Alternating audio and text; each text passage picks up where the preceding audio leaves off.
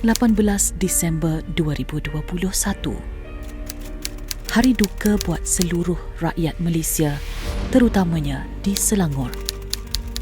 Hujan lebat yang turun sejak beberapa hari sebelumnya mengakibatkan banjir besar luar jangka di negeri itu. Semua pihak panik. Mangsa yang terjejas pula terpaksa menggunakan 1001 cara untuk menyelamatkan diri dan orang tersayang daripada lemas atau hanyut di bawah arus deras.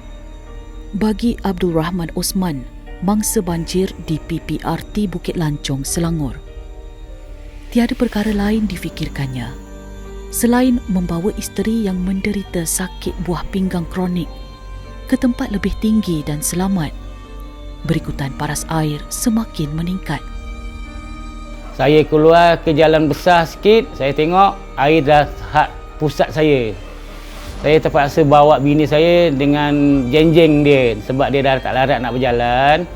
Habis saya paksa juga cakap dia, boleh lagi tak? Dia kata boleh tapi slow-slow.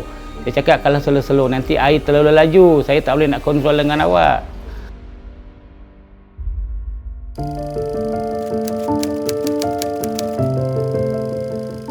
Bekas tukang kebun itu juga percaya semua yang berlaku pada hari kejadian adalah kehendak Maha Esa.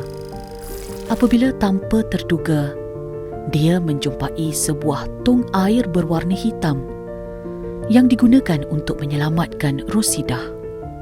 Ketika itu, tekadnya hanya satu, iaitu membawa Rosidah ke tempat yang lebih tinggi bersama-sama cucunya. Kalau andai kata kalau tak ada tong tu, rasa saya tak tahulah bini saya ini apa jadi, hidup atau mati saya tahu, dengan budak-budak lagi kan, dengan cucu saya lagi. Saya pun tak tahu mana satu saya nak kejar. Inilah tong dia. Tong ni lah orang cakap menyelamatkan bini saya, tong ni lah.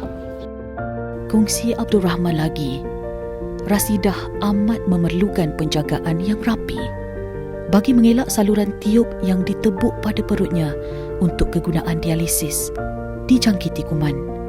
Menurut Abdul Rahman, itu sahaja tanda cinta yang dapat dizahirkan kepada Rosidah dengan menjaganya sebaik mungkin selagi hayat di kandung badan.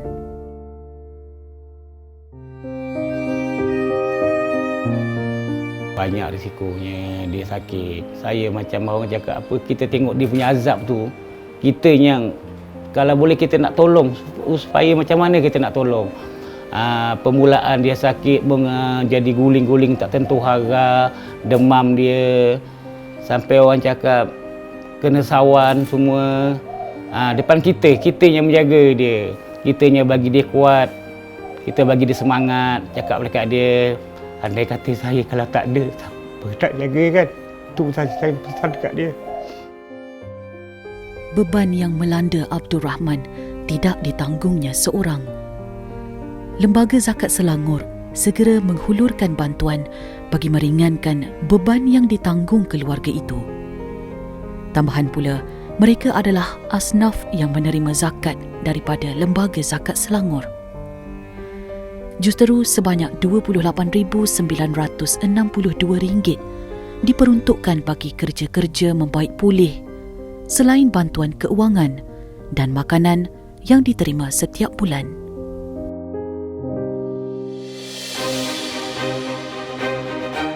Lepas saja saya turun, saya bagi bantuan Toto, saya bagi bantuan makanan. Selain tu, kita juga terus membantu daripada segi baik pulih rumah. Alhamdulillah, rumah ini kita dah luluskan. Dalam masa dekat, kontraktor kita akan repair untuk perbaikian rumah ni. Sebab apa kita kena percepatkan? Sebab isteri dia merupakan seorang pesakit dialisis dan mana dia perlu ada satu tempat yang bersih untuk dia buat rawatan. InsyaAllah sebarang apa yang masalah dia kita dah santunilah dengan baik, insyaAllah.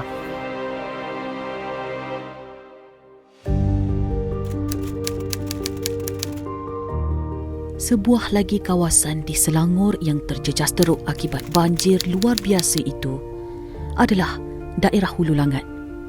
Malah ada yang menyifatkan Tragedi 18 Disember 2021 itu adalah satu tsunami darat bagi Mardianis Sulim. Dia bersama suami Ajez Rashid hampir rebah selepas mengetahui keadaan rumah yang rosak teruk akibat dihentam kayu balak ketika kejadian. Cik nak semaisak pula kan. Semaisak. Baru nak pakai telakong, anak panggil mak, air dah naik. Tak jadilah semaisak. Taruh balik telakong. Cik Intai pergi ke depan, cermin kaca cermin kan. Air dah naik. Apa kata, lah dia hantam rumah kita di balak. Rumah orang tu lah habislah dulu. Dia orang kita last. Lepas tu dari pagi dah berguncang rumah macam ni. Takut dengan perempuan. Habis tu kan dah berguncang rumah ni, lemari dia berguncang dah semua. Kita orang apa kata, pakcik kata turun ke dapur lah, maknanya sini lah. Air sini belah di atas. Pakcik turun ke bawah pun tenggelam, naik atas tangga. Naik atas tangga balik. Lepas tu bilik ni kan dia pecah sendiri cermin tu. Dia hantam pula pintu ni. Terbuka air, taruh keluar kat sini. Kalau tertutup lah kat sini, matilah kami tenggelam.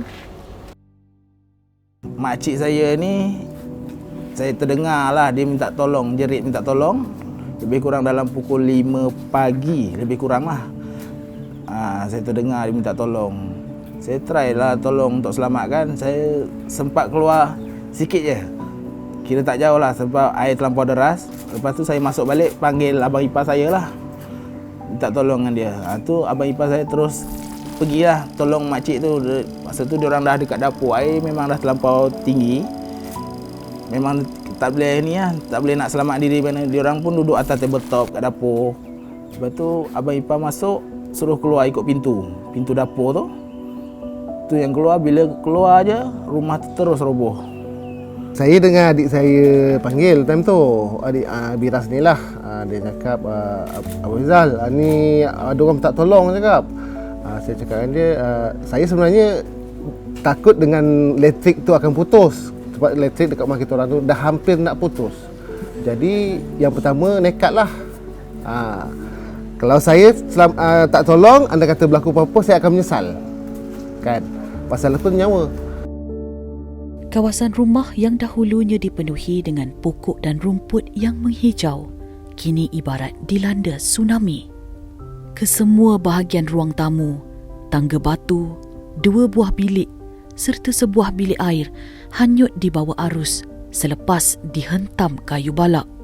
Tiada air mata lagi untuk menangis. Namun perasaan gusar tentang masa depan mereka sekeluarga dapat dilihat jelas pada raut wajah wanita ini. Mujurlah, Lembaga Zakat Selangor segera turun padang membantu Mardiani sekeluarga serta mangsa-mangsa lain yang senasib dengannya. Bak kata Ketua Operasi Agihan Daerah Hulu Langat, Muhammad Ibrahim Selamat, Lembaga Zakat Selangor tidak mahu mangsa banjir ini menjadi gelandangan.